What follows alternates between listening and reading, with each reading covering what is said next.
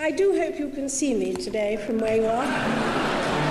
Ich bin ein Shelley. If I'm generally anything, I guess I'm generally miserable. This modern world of science and invention is of particular interest to women. The people, I would say, there is no patent. Would you patent the sun? I regard myself as a soldier, though a soldier of peace. Welcome to the Biographers. One of our episodes. So the series, one of the series that we did before was on Nikola Tesla and his. We talked a lot about Twain's, like you said, love-hate relationship between finding gizmos and gadgets fascinating, but then also not really knowing which ones were worthy of his investment or time, like the typesetting machine. You got it. Well, awesome. We're really excited to talk to you today. We have both of us have actually read your book as well, so we have come prepared here. Thank you. Of course. Thank you so much. Yeah, it's and fantastic. It's been fantastic to read. We're really excited to talk to you about. I mean, I have questions about Mark Twain in general too, but I've tried to get a little bit more focused towards things relating to your book because I'm sure that's what is on top of your mind at this point. So we definitely want to make sure we're going to get there. So. For all of our listeners out there, you're already hearing us talking, so welcome everybody to the Biographers. I'm Daniel Newman. I'm hanging out with Akiva Miola. Hey, y'all. And we have a very, very, very special guest with us today. You probably heard just a second ago as well. So I'll give a little bit of an introduction here. So our guest today holds a PhD in American Studies from Yale University and is currently a professor at Stanford University teaching humanities and English along with African and African American studies. For over 40 years, she has been considered one of the leading researchers and scholars on Mark Twain, having served as the president of the Mark Twain Circle of America from 1998 to 2000, and the president of the American Studies Association from 2004 to 2005. In 2017, she received a Lifetime Achievement Award for her contributions to Mark Twain studies. In 2019, the American Studies Association announced a new prize named in her honor for international scholarship in transnational American studies for original research in transnational American studies. And then in 2023, she was awarded the Carl Bodie Norman Holmes Pearson Prize for Lifetime Achievement, an outstanding contribution to American studies by the American Studies Association. This is a long list. Yeah. That award just rolls right off the tongue, doesn't it? Throughout her career, she has written or contributed to 22 published books, was the editor of 50 other books, and has been published in a multitude of newspapers, including the New York Times, and has appeared on ABC Evening News, The Today Show, and CNN, just to name a few. Most recently, she has published a book, which is the main purpose of our interview today, called Jim, The Life and Afterlives of Huckleberry Finn's Comrade, which aims to explain and deconstruct the notion that Mark Twain's character Jim is a racist stereotype. We are absolutely thrilled and honored to be joined today by Professor Shelley Fisher Fishkin. Hello. Thanks so much. I'm delighted to be here. Now, first of all, did that introduction, was that all accurate? Because if so, holy cow. Do you sleep at night? Thank you. So I would say even before we get into any of our questions or anything like that, what kind of sparked your initial interest in Mark Twain? I know it was mentioned a little bit in your book, but can you talk to us about it a little bit? Well, my mother bundled me into the car during a snowstorm when I was about 10 and said we were going on a mystery trip. And the snow kept getting heavier and heavier. And we've been driving for an hour and she didn't turn back. She kept going. And she was determined to get us to the Mark Twain house in Hartford, which had just opened as a museum. Oh, wow. And I was absolutely fascinated by the house. It had, Moorish and Turkish and Arabic design elements, and it had a telephone booth in the entryway and a contraption in the basement that was supposed to print books and make Mark Twain's fortune, but ate all his money instead. But it was a fascinating experience. And then when I got home, I started reading some short stories by Twain, and I read Tom Sawyer. But I was completely unprepared for junior year in high school when the teacher handed out the books. It was Huckleberry Finn, and handed out the assignment. The assignment was write a paper on how Twain used irony to attack racism in Huck Finn. And nothing I had encountered about the author prepared me for that. And it was simply the most interesting assignment I'd ever been given. And that's what kind of started me down the road to American Studies and Literature in graduate school. Wow. That's amazing. And what year was that? But can I ask that you first went to that Mark Twain house when you were a kid? I think, I don't know, maybe like 1963 or two, something like that. Mm-hmm. Wow. So you were probably pretty small. Yes. That's amazing. Well, it's paid off, it seems, because, I mean, correct me if I'm wrong. From everything that I understand, it does sound like you are one of the leading Twain scholars probably on planet Earth currently. Well, that's really flattering, but thank you. All right. Well, before we actually get into some of our questions, because we have written down quite a few of them, and I want to make sure that not only we're respectful of your time and not going too overboard, but that we actually do get to these questions, because we've kind of found that our audience is, like Mark Twain, you said even at the end of your book, trusted his audience to understand and interpret and read between the lines and all this kind of stuff. To me, that really translates to he knew that his audience was smart. We found our audience is pretty darn smart too. They want to know a lot of good information. Which is a rare find on the internet these days. It's true. All right, so I'd first like to start out by saying that I have really enjoyed reading your book. Akiva has as well, I know that. And I have found it to be both compelling and well-researched, as well as balanced and unflinching, but also planted in the corner of, quote-unquote, rooting for Mark Twain, which I personally think is awesome. That's kind of the corner that I'm in as well. Same. And I also think it's kind of an easy cop-out to say, you know, someone used a racial slur in their writing, therefore they are bad, which it seems like that's kind of a common equation that happens in today. Somebody steps one toe out of line, you're done, you're canceled, we don't want anything to do with you, which that's probably a different conversation. Mm-hmm. Now, I have read about all too recent attempts to ban books like To Kill a Mockingbird for this very same reason. And I personally believe that anyone who actually read that book is crazy if they did not see that those using the racial epithets are the clear villains. With Mark Twain, however, this is a slightly more debatable subject. A book like Adventures of Huckleberry Finn is much less clearly defined.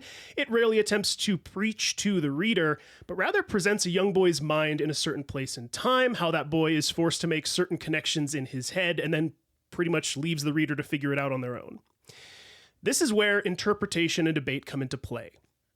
With all of this being said, please do know that we are not Mark Twain scholars like you, and that we genuinely have questions about Mark Twain, his works, and the implications of those works. And none of our questions are meant to be, traps or gotcha moments. This is not how we're approaching it, I promise you. We are not journalists. We're looking for sound bites or internet influencers looking to churn up drama. We genuinely are just a couple of history nerds who are interested and excited to hear from an expert like you. Sound good? Sounds great. Perfect. So before we even get going into any of the questions that we have about things we read inside of your book, first, can you just give our listeners an overview of your book and why you felt it was important to write it? Well, I had to write this book because Jim is responsible. The character Jim in Huckleberry Finn is responsible for my entire career. It was that moment in high school when I was asked to write that paper about how Twain used irony to attack racism that got me started on this path. And I felt that I owed it to him when I realized that he'd really been maligned and demeaned and misinterpreted for the last 140 years by many critics, including myself. One of the things that was fun in the book was getting to attack an earlier version of my own writing, in which I said things that I no longer believe. So I wrote the book to provide a context for why Jim did what he did, to help people have the background to understand how a white middle-class man like Sam Clemens could have had the knowledge and the impetus to reject the racial myths that were dominant during his era. I knew I'd have to jump into the debates that people had about whether Jim came out of a minstrel show, and I realized that I could dismantle them, and that's what I really tried to do. And then I took on the kind of crazy challenge of putting my money where my mouth was and seeing whether my claim that, that Twain admired Jim, wanted the reader to admire him, and wanted us to understand who he was in his own words, in his own dialect. And so I rewrote the book from Jim's perspective, in his own voice, in his own dialect, as Twain crafted it in a middle chapter. And then I also felt that the response to the book around the world, it's been translated into 67 languages, and in some of those languages multiple times. I mean, there are 90 different translations in Chinese alone. That I was interested in looking at the global responses to Twain, which were often shaped as much by film versions and stage adaptations as by the book itself. And I was also interested in how high school students today respond to the book. So I had multiple goals, but ultimately the goal was to give teachers who are inclined to want to teach the book the background, context, and ammunition that they need to deflect arguments that the book is racist, it shouldn't be taught, or that students can't understand a book like this today, or that the book is by a very dead, very white male writer and therefore should be displaced by other works. Sure. So multiple goals in mind. Yeah. And what a fantastic argument to make as well. That was something that I experienced when we initially started researching Mark Twain. My wife and my brother-in-law both live with me, and both of them are Black. And when we initially discussed Mark Twain, the memory that they have in high school is popcorn reading it and having the teacher have them say the N-word as they're reading through the script. And this is an experience that I feel like a lot of students end up having. So sort of a rubric to properly set out how one analyzes a book as nuanced and hilarious and ironic as Huck Finn is super important, I think. And defending Jim as if he was a real person, not a fictional character, I think is a really awesome method to explore that. Well, it was a real challenge. I mean, when I was asked to write a biography of a fictional character by Skip Gates, I said, well, how do you do that? He said, however you like. And that was too enticing to turn it down. Yeah. It kind of reminds me with, oh, go ahead. No, God. Oh, yeah. I was saying it kind of reminds me of something that we talk about often when it comes to biographies specifically, which is this microcosm, macrocosm thing, right? By exploring one singular person's life from birth to death, you're able to simultaneously explore the world around them, right? So by exploring Jim and saying, well, if Jim were to have done this, this is the punishment that he would have experienced. Not only do you get a peek into the character Jim's life, but also the world that Jim was born into, even though he wasn't actually born, you know? Yeah, absolutely. And the constraints that he faced are often not apparent to readers. Yeah. And so, for example, readers might say, well, why doesn't he just go ashore in Illinois? Well, it's really important to know that there were slave catchers all along the Illinois shore, and Illinois had laws about Black people not settling in the state, and laws about being able to ship them south if they tried to. And it's also important to know, why does he put up with what he puts up with? Well, he could get 39 lashes for just directing insulting language to a white person. Yeah. So all of these factors shape who he is. Twain was aware of them, but the reader might not be, and I think that helps us understand why he does what he does. Yeah.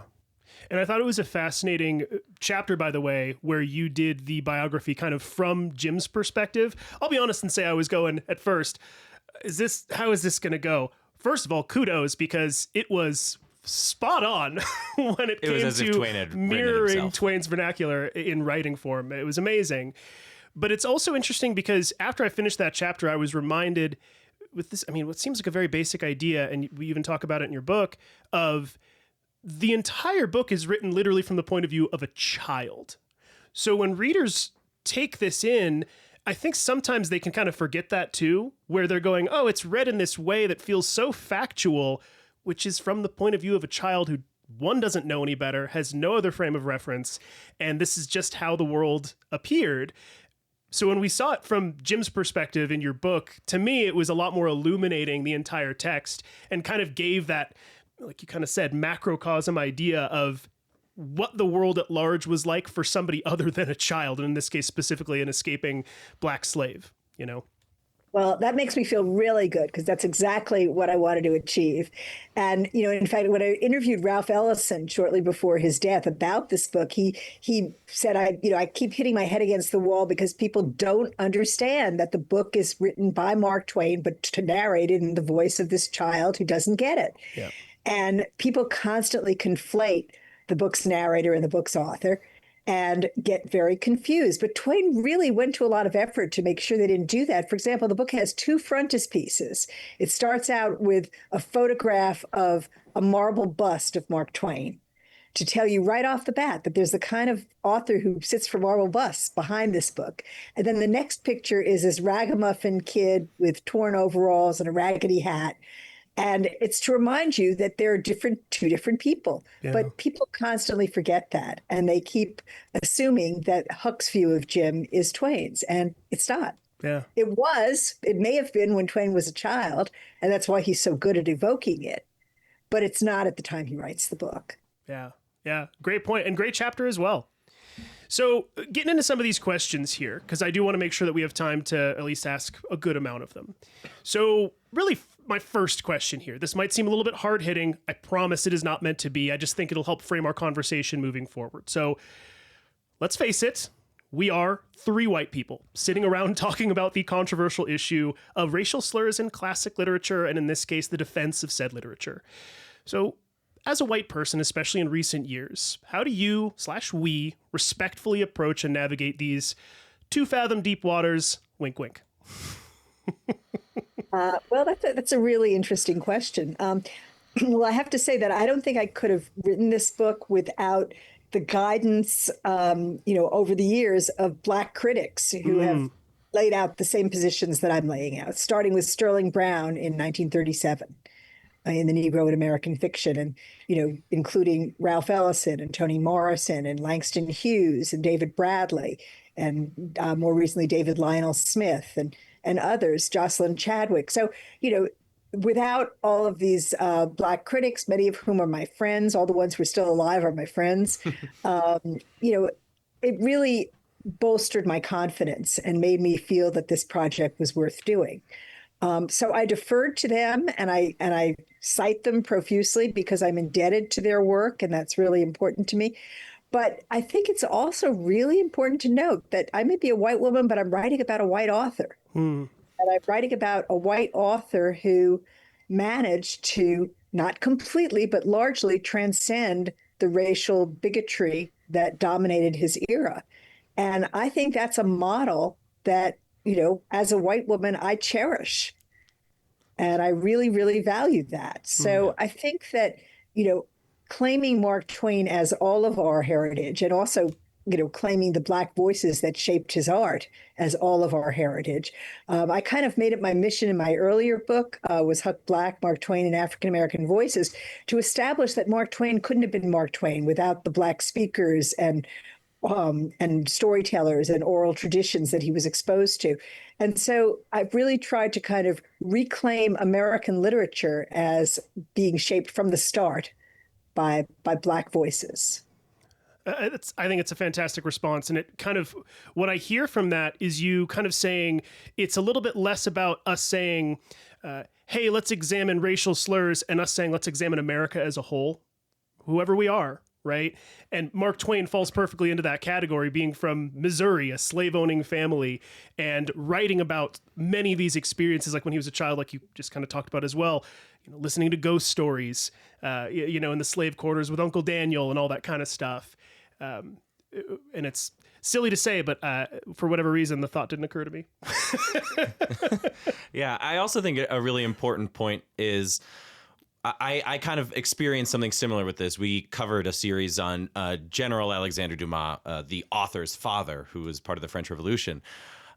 When you're experiencing, at least through the lens of reading about somebody's life, a life that is completely different from your own, it is not just enough to have your heart in the right place, right? You have to be reading from accounts of people who have a shared experience. You have to be in community with these people and understanding their opinions, right? Because something that you even mention in the book is there are a lot of young Black readers who end up having an experience reading Mark Twain and not liking it. And then there are tons of scholars who go on later in life and read this book a second time and actually give a really thorough examination of the themes of the book and realize the story that it's trying to tell, and the fact that Twain, for the most part, was arcing in the direction of progression, civil progression and social progression.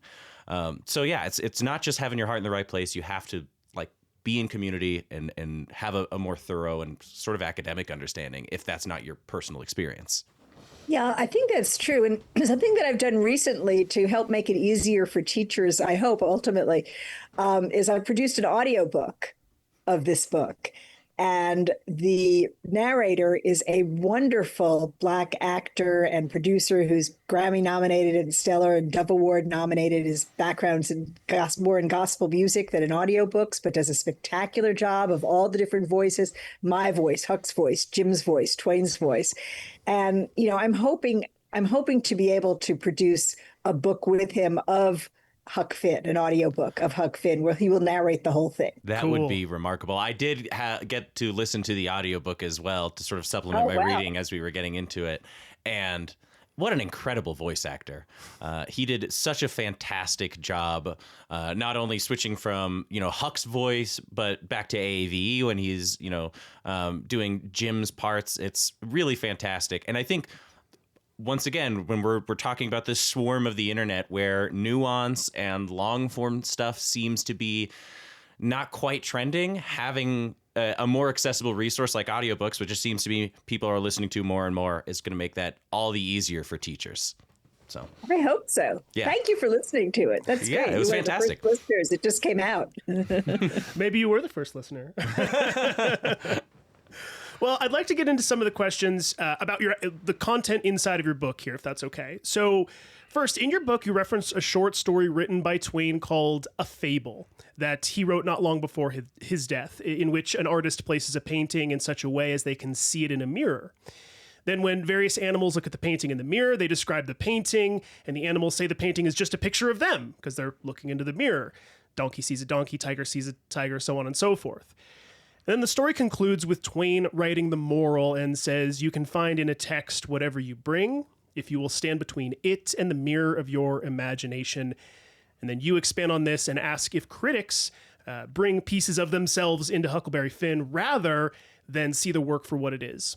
So with that in mind, what advice would you give to anybody who is either new to Twain's work or re-examining it, and how is it useful for modern readers? Wow. Well, I think that it's really important. I mean, part of why I wrote this book was to kind of come up with a roadmap for just that. And so I think that while you don't have to read my book, and I would urge someone not to read chapter 3 before they read Huck Finn, but chapters 1 and 2, which lay out the historical context that he entered and the cultural and ideological context that he entered. I think that can be very helpful to getting out of our presentist mindset and getting into where Jim would have been and where Twain was. I mean, it's, Twain's era, and we tend to think of the book as, set in the 1830s or 40s, but it was written in the 1870s and 80s. And, it's really crucial to keep in mind what's happening then historically, because I think the book is as much about that period, about the breakdown of Reconstruction, as it is about the slave era. And I think that keeping that context in mind really helps people understand what is so troubling about that world and what disturbs Twain so much. And he's remarkably prescient. I mean, he, all of the crazy things that Tom Sawyer puts Jim through in the last third of the book, they're no less demeaning and impossible and demanding than all of the things that the anti-voting rights folks put Black people through just for them to be able to vote in the 20th century. So, Twain could see it coming. And I think that it's really important to be aware of the history that informs the book and also of the racist ideologies that Twain had learned to reject. The ideas that Jefferson laid out, that Blacks were not intelligent, they were not creative, and that they were insensible to pain. And Twain rejects all of that. And in a sense, he's giving the reader, by having the narrator be a child who kind of starts out accepting all those myths, he gives the reader a roadmap for how you can grow, how you can change, how you can learn to reject those ideas. He said at one point in his life, what is the greatest law of our being? Actually, he said this the same year he wrote Huck Finn. What is the greatest law of our being? Change, growth. We must grow. We must change. We do it every day. And he's he's exhibit A of growth and change. Yeah. And by the way, that one of my favorite parts of your book was when you referenced Thomas Jefferson and his writings regarding what his quote unquote observations of slaves were. And it's something that struck me as well, really into this regard, is you gave a really cool framework for other people's writings at the time. One of my, I can't say favorite, but one of the sections that struck me the most was you said 2 years, I want to say it was after Huckleberry Finn was published, you referenced this newspaper article that was published anonymously of this person kind of like wistfully, teary-eyed. I was going to mention that. Yeah. Yeah, talking about, the good old days of slave plantations. And they said these just the worst things about how like, I remember throwing watermelon rinds and them gleefully taking the rinds. And I feel like when this book was published, there was a lot more awareness that the culture had about these types of feelings and thoughts from the public at large, to where I would argue most people reading Huckleberry Finn would have seen what Twain was trying to do with the text. Do you feel like that's pretty accurate as well? Well, I think that people were very aware of these stereotypes and of these sort of racist portrayals of Black people. But it's not clear how many readers understood that Twain was trying to dismantle them. Now, his best readers clearly did, William Dean Howells and other intellectuals read it. But also, and I was really thrilled to find this, the San Francisco Chronicle. I'm in the Bay Area, and the San Francisco Chronicle reviewer got it totally. Yeah. The San Francisco Chronicle said in 1885 that running throughout the book is the sharpest satire of the antebellum estimate of the slave. And that's it. Yeah. But it didn't become the dominant view for a number of reasons. One is that a lot of newspapers published excerpts with headlines that implied the book was something else. So they would publish an excerpt from a reading that Twain gave while promoting the book, such as the story of Jim hitting his daughter and regretting before he knew she was deaf for not minding him and regretting it. But then they would have the N-word in the title of the piece, and it would imply that the book was much more indebted to minstrelsy than it actually was. So, it really didn't become the dominant view of the book, despite the fact that Sterling Brown in the 30s and Ralph Ellison in the 50s, were writing about it that way. Yeah. Some people got it.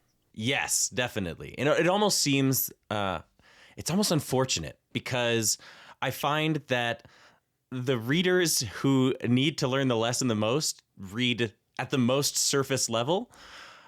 It seems that the first pass, if you were to just take this entire book literally, would be an homage to the nostalgia of the American South. But then after any level of actual critical thinking and perhaps even considering that perhaps the story is representative and not literally, spoken as Daniel mentioned earlier, then you realize that it's almost anti-nostalgic. It's almost saying like this beautiful thing that you imagine in your heads of the South being this peaceful place where everybody was just happy and giggling.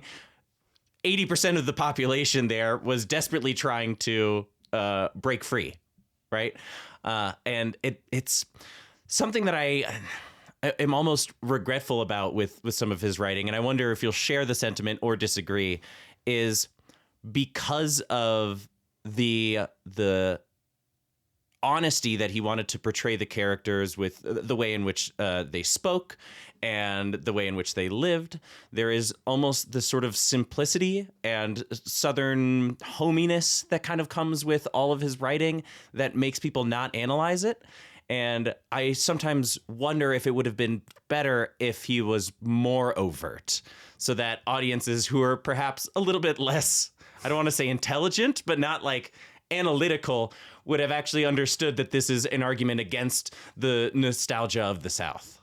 Well, that's always a big problem with irony. People can take the Yes. opposite of what you're saying is what you're saying. But the plantation tradition is the name that we give to all those stories, hundreds and hundreds of them that appeared in newspapers and magazines at this time, which were kind of glorifying nostalgia for the Old South. Yes. And this was the dominant mode. And so, of course, people confused Twain with it. They assumed that that's what he was up to, but he wasn't. And in fact, the first time that he experienced that confusion was when he published a piece called A True Story, repeated word for word as I heard it in the Atlantic Monthly, which was a story that a formerly enslaved woman had told him about her separation from her children on the auction block. But she told it in her own words, and it was really compelling and powerful. And he claims that he wrote them down before they were cold. And that was his first piece published in the Atlantic Monthly. Well, people in the Atlantic Monthly were just befuddled because they saw the name Mark Twain and they expected humor, but there wasn't any humor. And it really required a paradigm shift because Twain viewed Black dialect as speech that was as capable as any other of, conveying truth and strong emotions and powerful feelings. And, that was not something people were used to seeing. So he was really breaking the norms. And it took people a while to figure out that's what was going on. And then he did the same thing in Huck Finn. In other words, there was a tradition of having dialect speakers framed by standard English speakers in these stories that appeared in newspapers and fiction. And Twain dispensed with the frame. In A True Story, he does start out with a white narrator introducing the Black speaker, but then the white narrator disappears and she carries the story for the rest of the piece in her own voice. In Huck Finn, he dispenses with the frame altogether, except for his explanatory and his notice to the readers at the beginning. But, there's a sense that that readers forget that. And so, you have a point. He could have been less subtle. Yeah. But on the other hand, he knew that if you get irony to work, it can explode like a hand grenade in people's heads when they get it. Absolutely. So he took that risk. Yeah. And of course, if it was more overt, it would not be the Huck Finn that we know and love today. And I think the irony is one of the beauties of Mark Twain's writing in general. We talked about, was it American Vandal? The speaking that he did? Yes. The American Vandal tour? Yes. Well, no, I was, what was the, we'll have to cut this. It was the tour that he did of the Holy Land. You're talking about The Innocents Abroad. Innocents Abroad.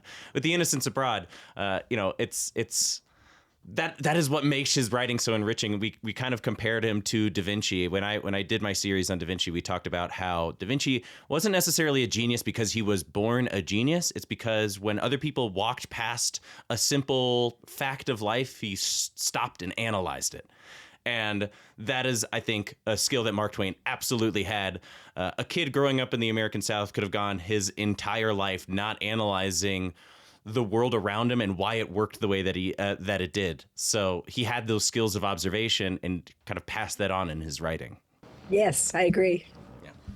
Well, I have a really good follow-up question to this. So in your book, you talk about the point in Adventures of Huckleberry Finn when Jim sees Huckleberry for the first time after believing him to be dead.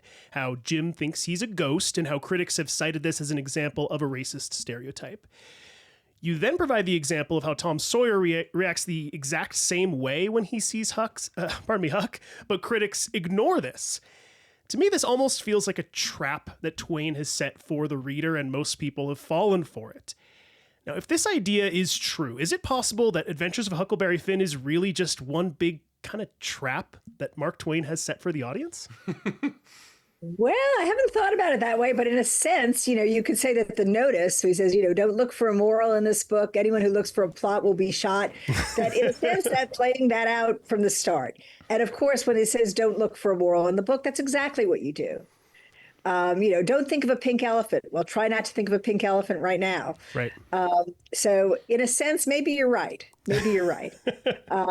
But, Twain wasn't the only person who realized that irony was crucial to deal with the basic flaws of the American experiment. In 1852, in What to the Slave is the 4th of July, Frederick Douglass said, what is needed is irony, not argument, to address what's going on in this country.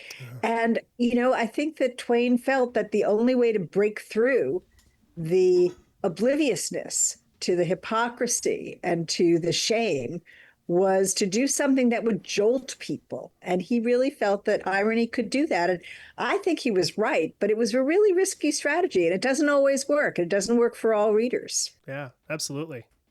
And kind of, I guess, sort of in a similar way to that, and we mentioned this, or you mentioned this a few minutes back.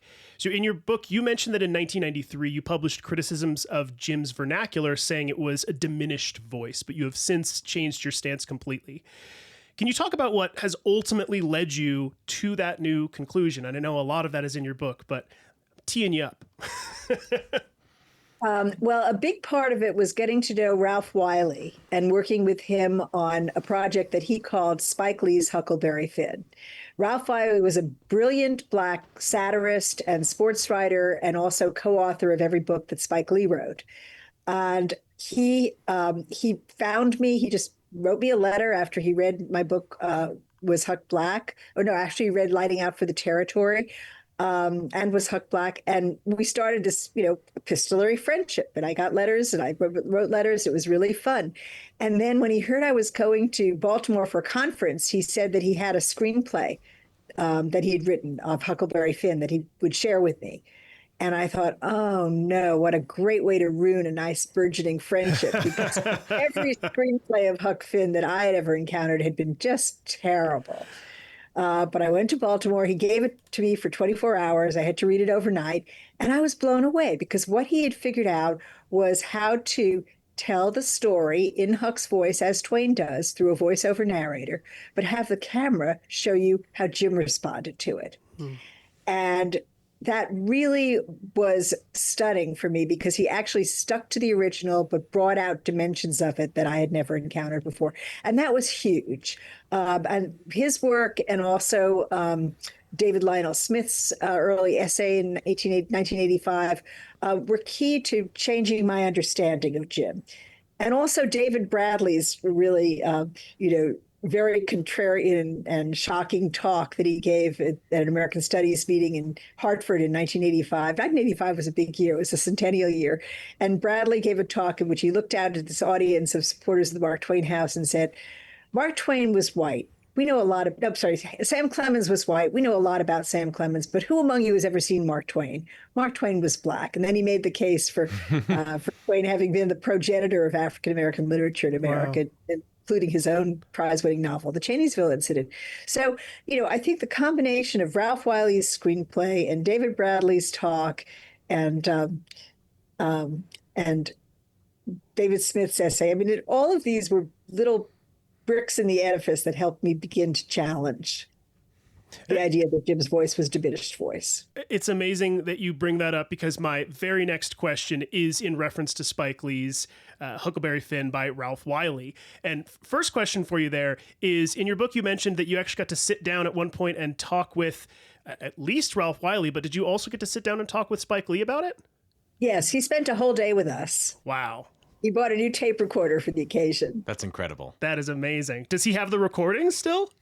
Yeah, I think so. Probably. You should publish those.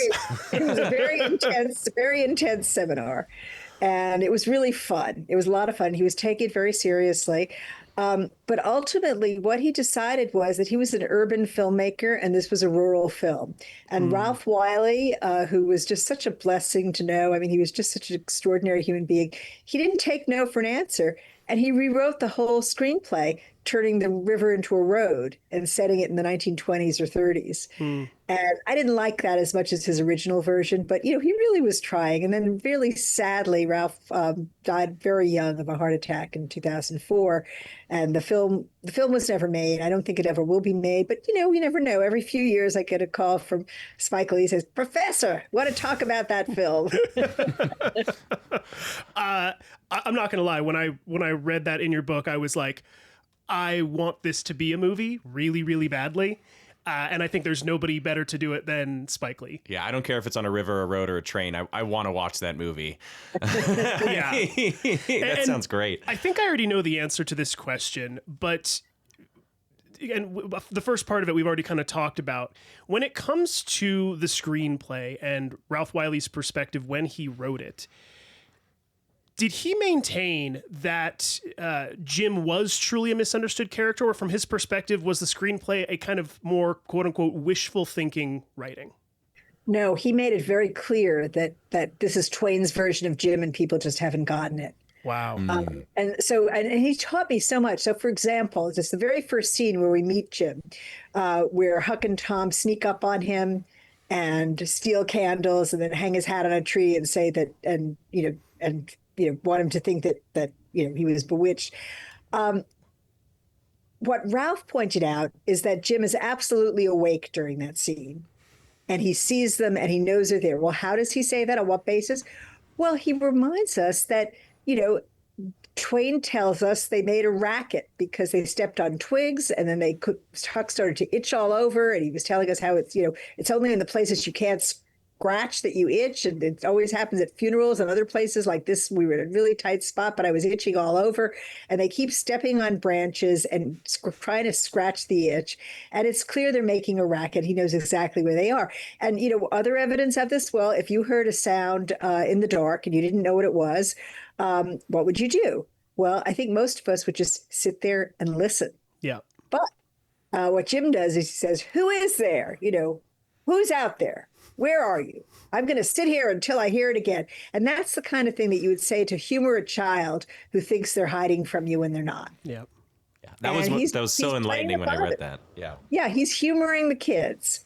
And that struck me as exactly right, but I had never seen it before. Or similarly, in the scene in the fog where Jim rebukes Huck, where Huck is trying to get him to believe that he was dreaming when in fact there was a real fog, they were separated, there was a real crisis. Ralph's view is that, and he conveys this in the stage directions. He says, Jim, disappointed that this is what Huck seems to want from him, a minstrel performance, he affects a heavier dialect. That's not his invention. That's his inference from the fact that Twain has Jim use minstrel-like language for the first time and the only time in that section. He has Jim say, "Looky here, boss." And Jim never calls Huck boss, but "Looky here, boss." He says that twice. And so Twain is having him play a role that Huck wants him to play. But Ralph sussed that out, and I'm really grateful to him that he did. Yeah, that's amazing. It reminds me something. I think one of the things that I got the most out of your book was this whole idea that you get out of it what you bring with you, right? And I think it's a very interesting shift from my perspective when I look at the text of Huckleberry Finn, and if I think about it from the kind of view that Mark Twain did not see Jim as an inferior character at all. He saw him as a very intelligent character. The interpretation of basically all of Jim's actions shifts completely in the examples you just provided, where it's very telling and very interesting that we are able to read that text and initial conclusions would be, what an idiot. He can't see these kids. And that is telling about us as a society, right? Very, very striking and compelling.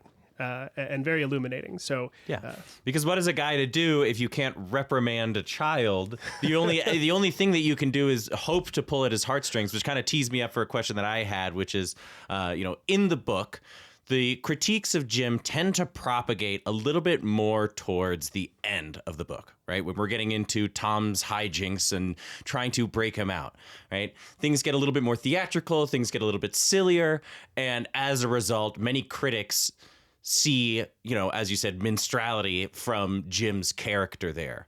And to tee you up again, sort of what is your argument towards the end of the book as to why Jim goes along with all of these silly plots and ploys that other people might have found as humorous, but Jim has to take these seriously in order to get himself out of a situation?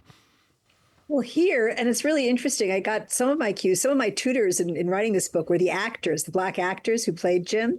So Ron Richardson, who was playing Jim on Broadway in Big River, said that, Jim has to teach Huck things without him realizing that he's being taught, but he also has to recognize that his fate is up to the whims of these two white boys, that he's in a very constrained position, that there is no way that he could get away, even if he could just slip off his chains. He couldn't escape from the deep South where he is without these two white boys.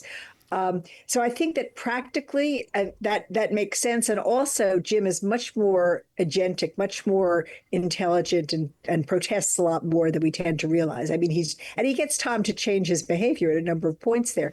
But, why Twain did it that way. And again, I don't know if this is conscious on Twain's part. I suspect it probably wasn't. But I think that in many ways, he was writing the ultimate satire on the breakdown of Reconstruction, on the ways in which the nation declared the slaves were free, and then they sent them back to slavery. That's what Du Bois said. He said the slave, when free, stood a brief moment in the sun and then went back again to slavery. So in the post-Reconstruction years, things like lynchings and the convict lease system and sharecropping basically made the freed blacks re-enslaved, just the way Jim was re-enslaved when he was already free. Yeah. And Twain was very aware of this, and he was very disturbed by it. And in a sense, we can view all these shenanigans as examples of how you satirize what was actually going on.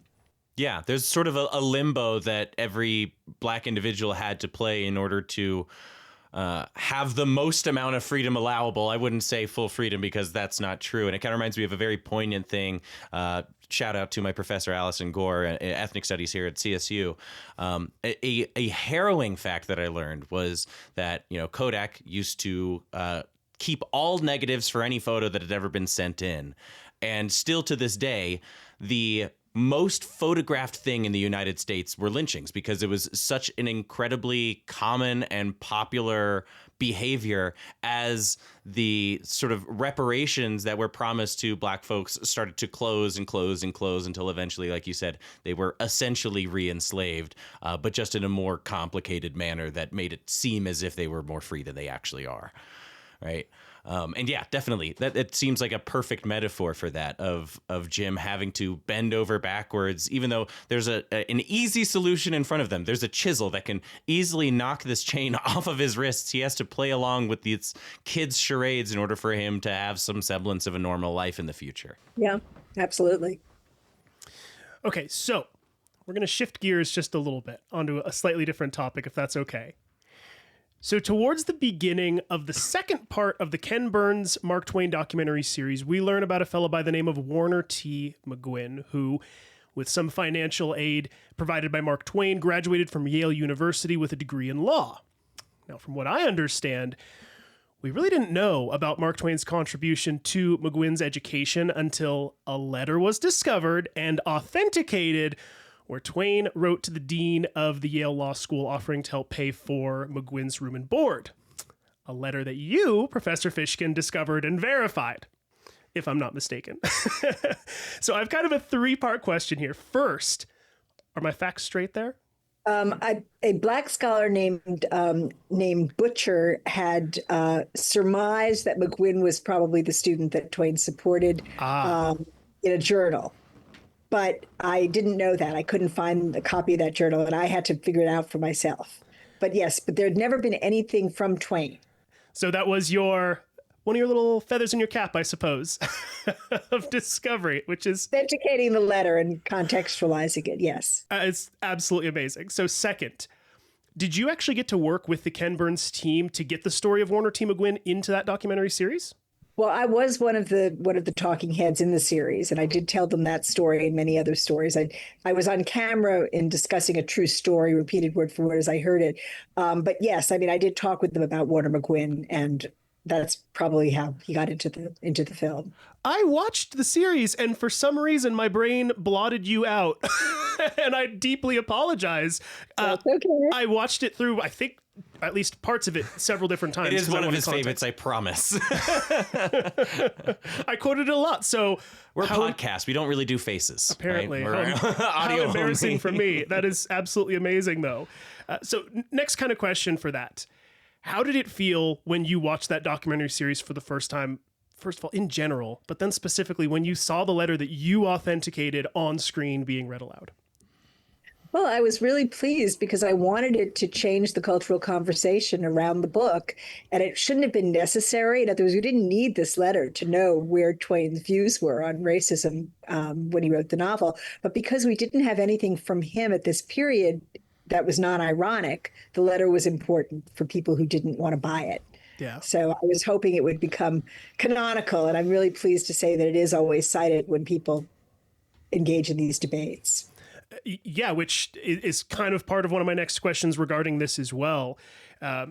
So, for those not familiar, one, can you tell us just a little bit about Warner T. McGuinn and why he's so important to American history? With pleasure. Yes. So he graduated from Yale University, I think in 1889, and he went on to found a newspaper and edit a newspaper in Kansas City, Kansas, and then moved to Baltimore, where he was one of the founders of the NAACP. He became the first Black member of the Baltimore City Council. He had a major victory in federal court that helped desegregate American cities.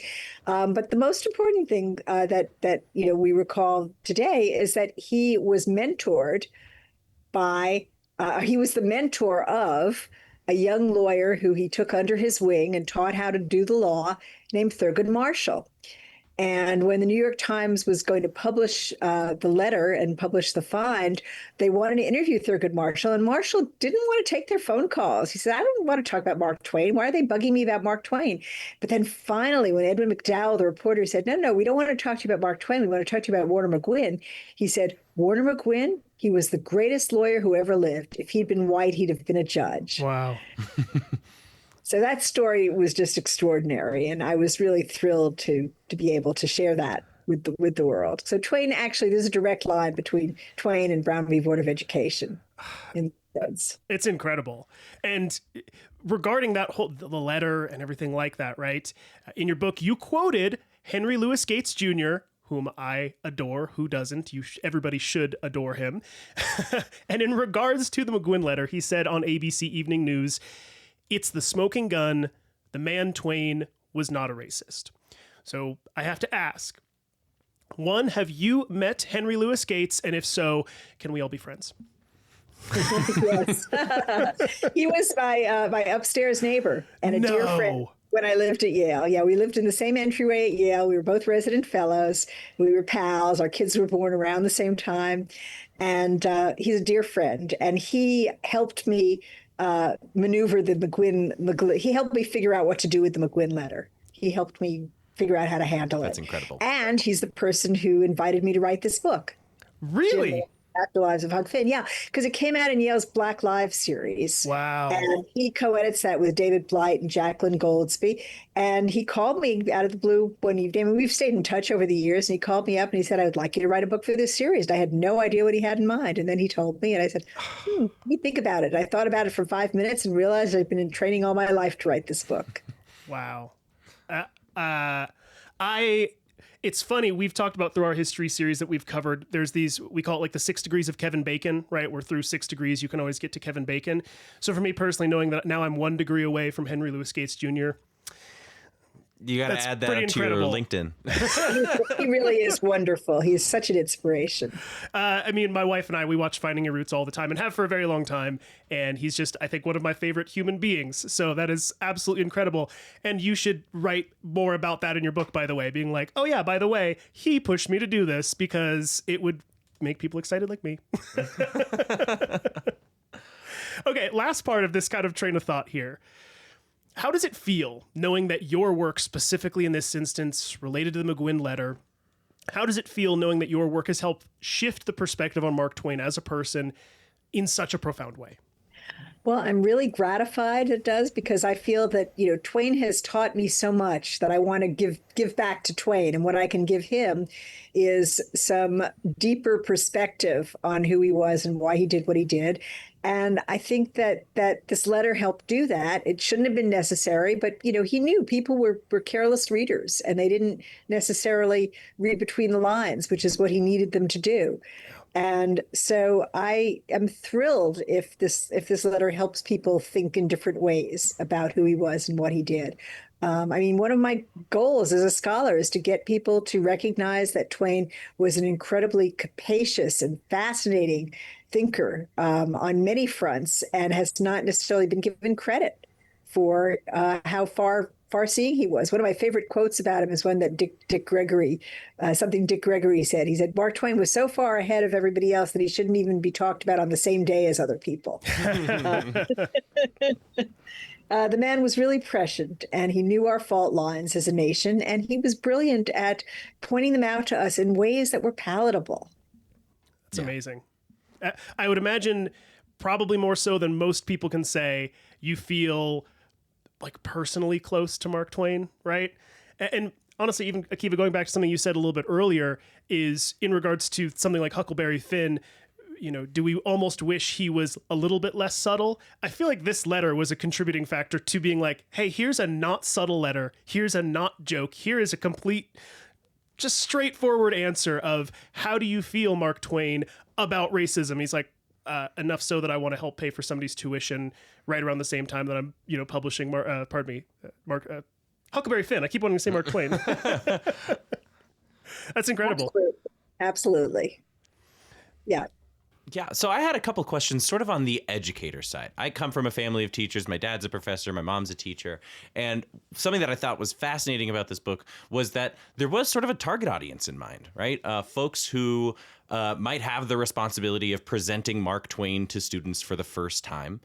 A couple of questions that I sort of had was, first, you talk about how reading Huckleberry Finn can be very much like eating pufferfish sushi in Japan, right? Where it is, if prepared properly, a delectable, item versus if it is prepared improperly, it can be poisonous to the audience. What are some examples of A, fantastic approaches that you've seen, and B, not so fantastic approaches that you wish some teachers would maybe drop? And then, of course, my wife also wanted to ask, do you think that the popcorn reading method for Huckleberry Finn is a viable thing, and why is it not? Okay. Well, in terms of great teaching of the book, I do profile two teachers who really did a stellar job, one in San Francisco and one in West Orange, New Jersey, and one in the 90s, one in 2000s. And, particularly John Pascal and Seton Hall Prep University did a superb job of getting his students to think about the book. And the students were really the stars of my final chapter. And I had the pleasure of being on a program with them in September at their school. Some of them came back on Zoom from college, and the ones who were local came back in person. It was really great. So he'd figured out how to do that. It was wonderful. In terms of when it doesn't work or when teachers have done it really badly, I remember when I first got to the University of Texas at Austin, where I taught for a number of years, I had a student, I think from Alabama, who told me that when she was taught the book in high school, the teacher had told her that, of course, Mark Twain was a racist, and that's why we like him. Why do you think we're teaching this book? Jeez. That was really discouraging. Yeah, man, I bet you Twain is just rolling in his grave every time that happens. Yeah. But your wife's question is an interesting one, and there are different views on that. So I don't think it's necessary to ask students, or wise to ask students to read the book aloud. I also think they should never voice the N-word in class. People differ on that, but that's my personal view. But the reason why I did the audiobook and the reason why I'm going to do a second audiobook of Huck Finn itself is because the quotations from Jim really need to be heard in a Black voice to understand how Twain was hearing them in his head when he wrote them. I wholeheartedly and I think that can make a big difference. So I need to figure out how to get the second one in a format that can get into schools more easily. Yes, I'll admit, when I listened to Huck Finn, I listened to the one that was available on Audible, which is done excellently by Elijah Wood. But when I am not doing biography work, I work in a workshop that's out in open air, and there's, cars passing by and pedestrians. And at some point, my headphones cut out while I'm listening to the book, and it goes straight to my loudspeakers. And there's Elijah Wood just yelling the N-word to anybody who passes by. And I'm like rushing to hit the pause button. And I feel like there is a bit of like anxiety with a lot of teachers when they go to approach this book on how do I approach the character? How do I approach the language correctly? Because Twain does a meticulous job at portraying AAVE, right? But there is some anxiety, and I think the book that you've written is an excellent resource for teachers who want to, that they know that this book is significant, but they don't exactly know how they can get high school students or junior high students to appreciate it at that age. So.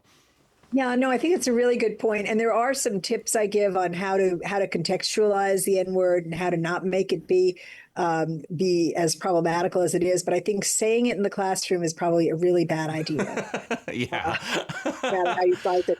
But I think also it's really important to assign a very early and obscure piece by Twain that he wrote in 1869 called Only an N-Word, only he spells out the word, in which he makes it clear that the word is part and parcel of how Southern lynchers justify having just lynched an innocent man. It was only an N. And I think that shows Twain's awareness of the power of the word to other people.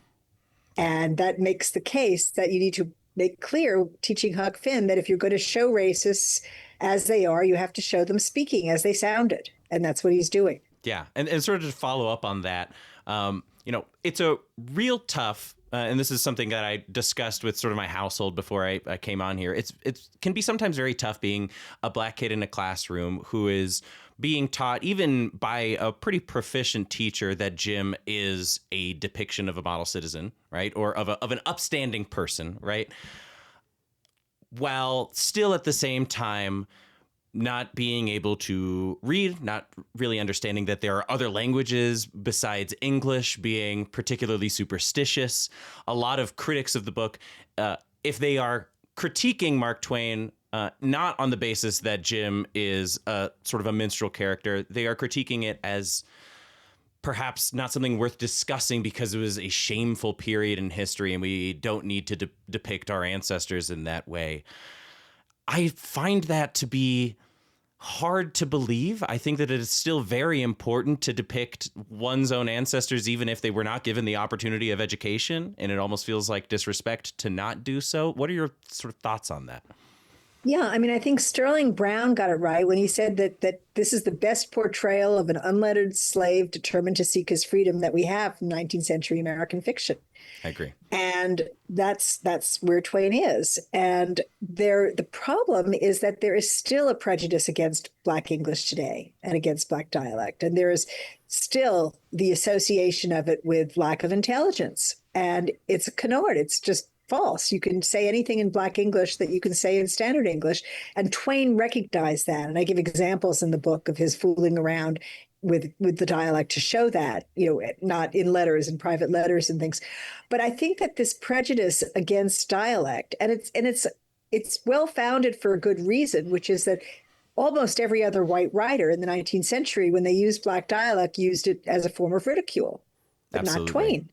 And so part of why I feel such passion about being a Twain scholar and of getting this right is that Twain is different. He's different from all those other white writers who were ridiculing Black speech. He thought Black speech was incredibly evocative and powerful and interesting and lively and colorful. And, he was trying to do it justice. And the fact that people still have trouble getting their heads around that is still a problem. A colleague of mine in linguistics, John Rickford, recently wrote an article in which he pointed out that one of the main witnesses in the Trayvon Martin murder trial spoke a very heavy Black dialect and was therefore largely dismissed by the jurors. And had her testimony been paid attention to more closely, the verdict might have ended up different. Yeah. So I think this is an ongoing problem in American society that Twain was very boldly tackling, but, maybe is still with us too much to make it easy for people to get their heads around. And it reminds me a lot when we did our series on Mary Shelley. Her mother was Mary Wollstonecraft, a very popular feminist writer at the time.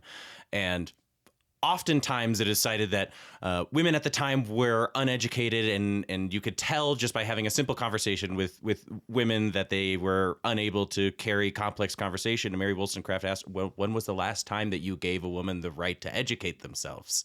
And I think the same question needs to be asked if you do have a criticism towards, which I believe Jim is a highly competent and highly intelligent character, but if you do have a criticism towards his lack of education, ask yourself as a reader, when was he ever given the opportunity to educate himself? That's not a thing to be ashamed of. You should be ashamed of everybody who denied him that opportunity. Right? Absolutely. Yeah. Absolutely. Now, kind of in regards to that too, all of what we were just talking about here in your book, you talked about black dialect, what we would now call AAVE, it being a very strong and viable way to tell stories and convey emotions, and that many critics have said that it's nothing more than a caricature, or as you describe it in your book, minstrelese, right? Now, in modern times, we see a lot of examples of AAVE obviously still being used, especially, for me as in my 20s and stuff like that, in places like rap music and hip hop, right? And to a great extent, AAVE, to me, it feels like it has been almost commandeered by a lot of white rappers, but nobody really seems to bat an eye, right? So my question is, why do you think it is that Mark Twain continues to be this easy target where people want to ban this kind of language? And can we truly distill it down to just his use of the N-word in these texts? Well, I think it's more than that, but I think that, that the idea of a white person using that word is still very offensive. And so that really is a big problem. But the critique of Twain has more to do with people's misunderstanding of the role of minstrelsy in the book and seeing Jim as a figure out of a minstrel show, which he's not. And, Twain's corrections in the manuscript, it sounds like a kind of nerdy thing to focus on, but they show that he was trying really hard to make sure that Jim would not sound like someone in a minstrel show. So I think that there is this prejudice in the society that when we see this heavy black dialect on the page and we know the writer was white, that we assume that it's being presented as a form of ridicule. But I think, we have the opportunity to try to get beyond that. Yeah, absolutely. And something that Daniel and I were talking about off air was this idea that there are kind of a couple of different definitions for certain ideas, whether it's a political idea or, for in this instance, racism. There's the sanitized, sort of agreed upon by most scholars, of course, and debated upon by most scholars, definition of racism. And then there's sort of the layperson's understanding of racism. And it seems now that sort of a shorthand way of avoiding being racist amongst common folks is to avoid discussing racist topics or saying racist words. And that seems to be a generally good rule of thumb to move about in the world, but it doesn't seem to be an excellent answer. For instance, my wife used to work in a very rural store. I won't mention them for their sake, but a very rural store where it was generally fairly conservative white women who would come in and get stuff done. And whenever they said the word black, they would whisper it. Right? That is their attempt to avoid being offensive and avoid being racist. But then other behaviors that they did were overtly racist, such as mentioning my wife's hair texture or skin color and saying that it was something unpleasant or they didn't want this or that.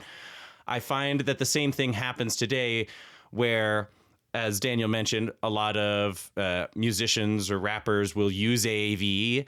And so long as they don't say the N-word, they are not being offensive. Meanwhile, Twain uses it 200 times in this book, and we have a pretty concrete understanding that he was not being racist. So do you find that it's difficult sometimes to get people out of their own personal definitions of what racism is and get them to have a better, more academic understanding of what it is, and then by extension try to bring them over to Twain's side as to what he's trying to argue? Yeah, and it's interesting that Twain really came up with a name for the phenomenon that you're talking about in an essay he wrote in 1899. He called it the lie of silent assertion, the silent assertion that nothing's going on that intelligent people need to care about or need to do anything about. And, he used this to describe slavery and imperialism and anti-Semitism at the turn of the century. But, there is this invisibility, this sense that, well, if you don't call it out, it's not there, but it's still there. And if you don't call it out, you're complicitous in allowing it to continue. Yeah. So I think that's an ongoing problem, and he's right on the front lines there. It's kind of like when people say, well, I don't want to be political. What they might actually be saying is the current political situation is very favorable for me, and discussing its downfall would make me uncomfortable. Yeah. Now, let's see here. Also in your book, we just talked about this a second ago, too. You talk about high school students who have been taught correctly, as you kind of lay out some framework for as well, Adventures of Huckleberry Finn. In one example, a student named Devin Campagna said, quote, "Jim is Huck's father, brother, priest, caretaker, and best friend, but Twain, doesn't tell us that. What else do you think Twain isn't telling us? Well, he's not telling us how much Jim cares about Huck. That their relationship is intense, but we don't see it through Jim's eyes. And that's something that all of the Black actors figured out. And that's why it was so interesting looking at their reflections on playing this role, and how they thought about what that relationship was. Another thing Twain doesn't tell us is that this entire society is totally morally bankrupt, and that it's indefensible. The status quo is just impossible to defend. And whether it's slavery or people packing guns when they go to church and then mowing each other down. I mean, there is no intact family. There is no father in the book who is a father, in effect. I mean, the closest thing there is would seem to be the Grangerford father, but he allows his family to be killed and kill others. And Jim is the only real father in the book. Huck's father is an alcoholic abuser and a disaster, and the Grangerford father is also a disaster as a father. So, Twain doesn't tell us that Jim is the only really good person and the only father in the book, but he lets us see it. And I think that's important. Yeah. And the hypocrisy of the world, he lets us see it. He doesn't call it out directly. He shows it to us through the eyes of this ragamuffin child who doesn't understand what he sees. We know we can count on Huck to tell us exactly what he sees. We know we can count on him to misunderstand at least 50% of what he sees. There's this old Spanish phrase that my mom would always say that if you want to know the truth, you either ask a crazy person or a child. And I think Twain understands that. Yes. Okay, so just a couple of more questions here.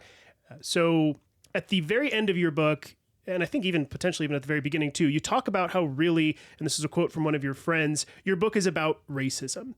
And then you go on to say that Twain trusted us, the reader, and our ability to read between the lines and understand things that Huck never did. So in a world that seems increasingly hell-bent on not reading between the lines, what would you say is your kind of argument for why Mark Twain still has a place on modern bookshelves, and how do we prepare the next generation to approach his work? Well, that's a really important question. I think that the irony of American hypocrisy, of the ways in which we've betrayed the ideals on which we were founded from the start, is really what's at the center of this book. That the Declaration of Independence assertion that all men are created equal, and how we never really acted on that, never made that a central part of our nation, is really key. And I think that what makes Twain's book such a really good example to teach people to understand is that nobody thinks of themselves as a bad person. Nobody thinks of themselves as a racist. In this book, the good people, the fine, upstanding religious folks who think they're the pillars of the community, are perpetrating and complicitous in this indefensible system. And I think that that's a model for where we are today, in which we are all complicitous in many things that are indefensible. Our tax dollars are being used for things that we couldn't defend. As long as Black children are disciplined more harshly than white children in elementary schools, as long as Black people are incarcerated more frequently than white people, as long as police stop Black people much more frequently than white people. I mean, there are many, many examples of evidence of racism in our world, the pay gaps, the employment gaps. But we don't want to look at that. And we want to just assume, well, everything's fine. I'm fine. Everything's fine in my world. But Twain provides a model for how to get beyond our little I'm fine moment and look at the bigger picture and see that things are not fine. The silent assertion that nothing's going on, which anyone needs to be concerned about. He helps us realize that that silent assertion is as much of a lie as, saying it out loud. He says the quiet part out loud, in a sense. So I think that he has a lot to teach us. And I completely agree. Just so that you know, when I first, the way that we kind of do our show here is we just almost blindly fumble into the next character that we're going to do. And I've told this on the actual show, that the reason that I chose Mark Twain, and I'd be the first to admit, I didn't know much about him beyond I was supposed to read Tom Sawyer when I was a kid, and I read probably 3/4 of it, right? But it was when, at two different times, recently, there's the Mark Twain Prize for Comedy that's given out. And there was a point where when Conan O'Brien received it, he read the quote about how there are many humorous things in the world, among them the white man's notion that he is any less savage than the other savages. And then almost in contrast, when Dave Chappelle received the award, Colin Jost came out and he makes this great joke that he can do a lot better than I can, but he goes, so you're receiving the Mark Twain Award. Mark Twain, of course, known most famously for his work, Adventures of Huckleberry Finn, the adventures of a young white boy named Huckleberry, and his friend Jim, or as Huck would call him, and then he pauses because we all get the joke, right? And that to me was the first time that I went, I think I have to do Mark Twain, because what is this? There's this strange contrast I'm hearing, where on the one hand, somebody could say this quote about the white man's notion that he's any less savage than the other savages, and then also have this character of Jim. And the more that I explored him as a human being, him as a character, and then his written works, the more that I have felt it to be very important, because it almost feels like this fresh out of the Civil War beacon of somebody saying, we can do better than this, and we can change, we can grow.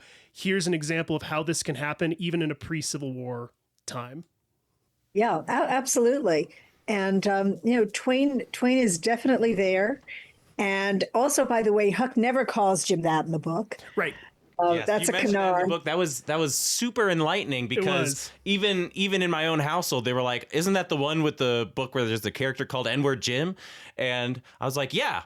And then it wasn't until I read Huck Finn, and then I read your book, that I looked back and I was like, oh, that was never a moniker that Huck ever gave him. That was something that some newspaper article did, Absolutely. Newspaper reviews did, and Twain never did. So, but also a lot of critics, even Ralph Ellison did. I mean, critics have made the mistake. Twain's first biographer used that. Yeah. And, it kind of became a habit, a bad habit. Yes. Yes.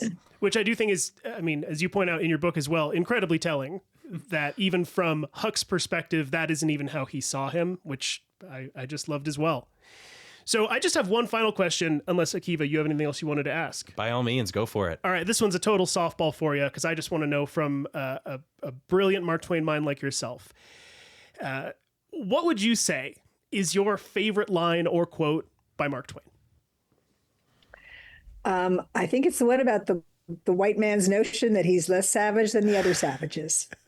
I love it. I love that. I was hoping that you were going to be like, I've got this really obscure one for you, Daniel. That I found in a dusty basement. Yeah, I mean, another one, of course, is that, there's only one thing that's completely American that I've just recognized through my many travels, and that's the national devotion to ice water. So that one's pretty good too, but it's not as profound. I love it. Well, it has been an absolute treat talking to you. I cannot thank you enough, Akiva and I, for your time today.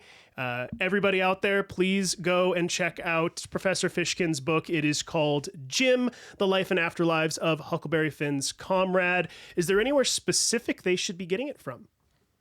They can get it from Bookshop, from Amazon, or in their local bookstores, and if they can get the audiobook on Audible or Amazon. Perfect. I wasn't sure if you were going to say, go to my website because I get the most money. No, I don't. But I wanted to say that your questions were terrific. And it gratifies me so much that you read the book with such care and you appreciated. You're my ideal reader. So thank you for the care that you brought to this venture. Oh, I'm gonna wear that as a badge of honor forever. Thank you so much. I really appreciate it. Yeah, no, thank you for all of your hard work, amazing work over the years, contributing to Mark Twain's scholarship. We didn't even mention this. The play that you discovered, isn't it called Is He Dead? Yes. That you found and then published and then put onto Broadway. I mean, everybody, we cannot understate just how much Professor Fishkin has contributed to the world of Mark Twain over the past 30 or 40 years. We thank you so much for your work, and again, really appreciate your time. But with that, again, everybody, thanks for listening. We will see you next time. And do remember, like always, ignorance is not stupidity. It is the absence of knowledge. And we do hope you learned something today. See ya. Thank you.